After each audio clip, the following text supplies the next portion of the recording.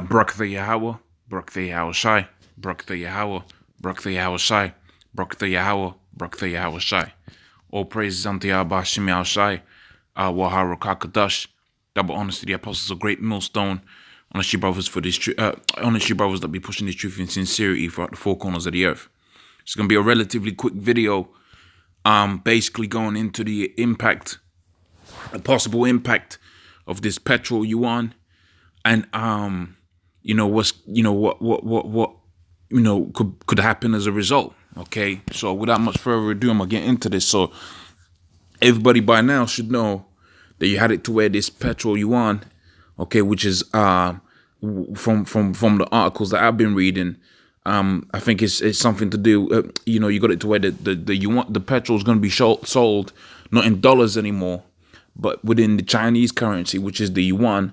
Okay, but also too that the yuan is backed by gold. Okay, I think they're trying to get it to where it's backed by gold or it's backed by gold.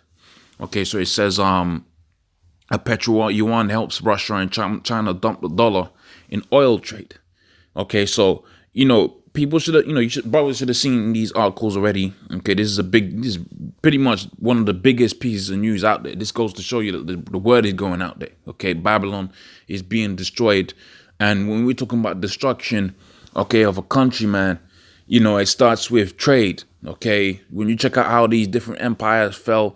And if Rome was still trading and they had it to where their currency was high, man, they could pay off militaries to where they could have been still here today. Just roughly paraphrasing how the history would have carried out.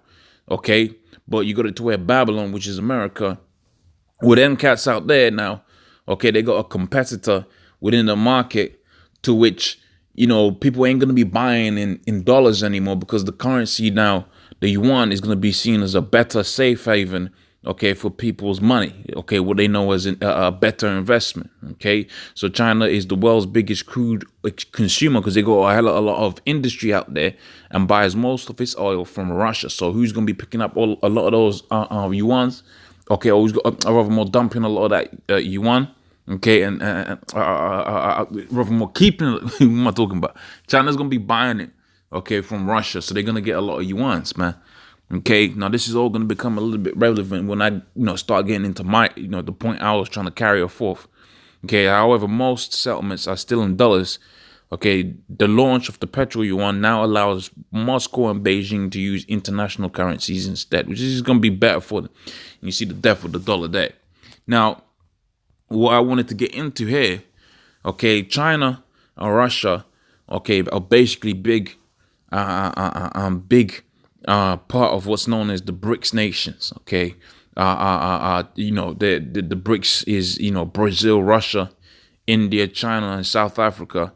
What's known as developing, okay, or in the industrializing countries. Okay, so the countries that are supposed to be on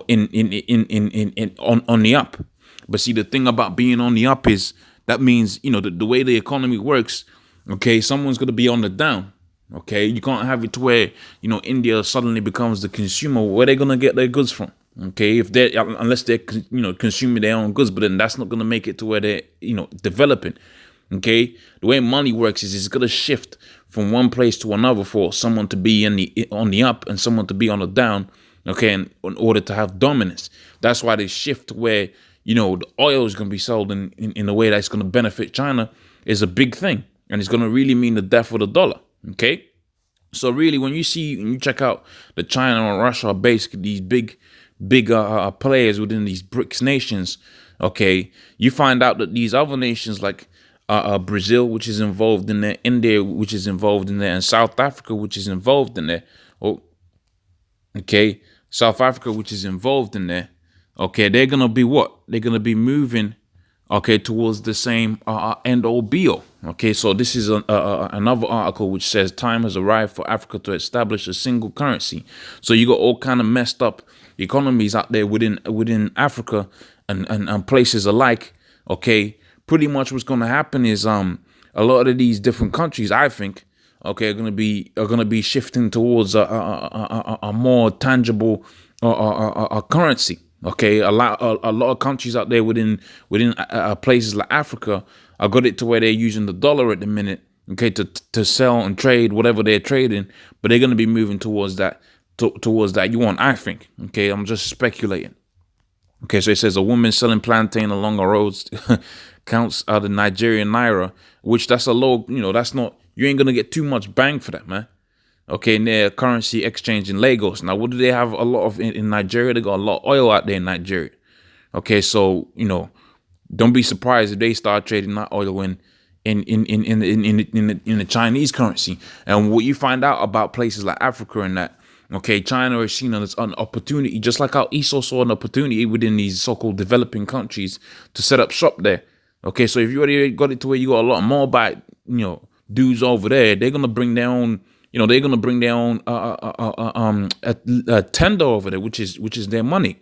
Okay, so it says President of South Africa, Carol Ramaphosa, has suggested creating a single currency for Africa, which according to him could boost trade, okay, and borders and match international currencies. Now, ultimately, they could do that. Okay, that's what Gaddafi was trying to do. Okay, or they could just have it to where that whole because you're gonna find out is a lot of the money that they're using out there is foreign money anyway. Okay, so they might try to set up a currency that's like an African singular currency, but that's probably not gonna pop off. Okay, and even up until that day, what they're gonna be using? Okay, they're either gonna be using dollars or yuan. Okay, now to expound upon that, that's gonna mean a lot of tension. Okay, between the dollar and the yuan. Okay, which is why you've been hearing a lot about trade wars.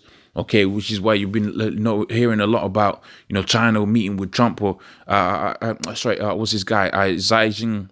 He's not Xi Jinping. Is it Xi Jinping? Okay, I forget the dude's name. The president of China. Okay, you had it to where he's pretty much been meeting up with Trump about his so-called trading policies, but there ain't nothing different that he's done that America hasn't done. Okay, you got it to where America has basically got everybody in slavery to keep up the decadence that they got out there. Okay, but they've been meeting up because of what?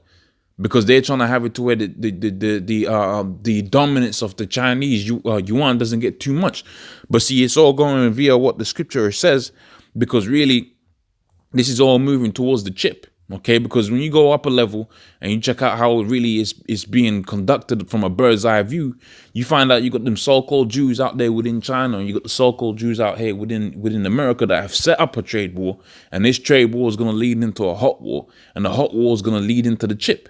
Okay, so all of these players are coming in, okay, and they're going to be what? They're going to be feeding into that chaos, and out of that chaos, they're trying to set it up to where you're going to have that chip going out there. Okay, so just a few thoughts on that particular topic.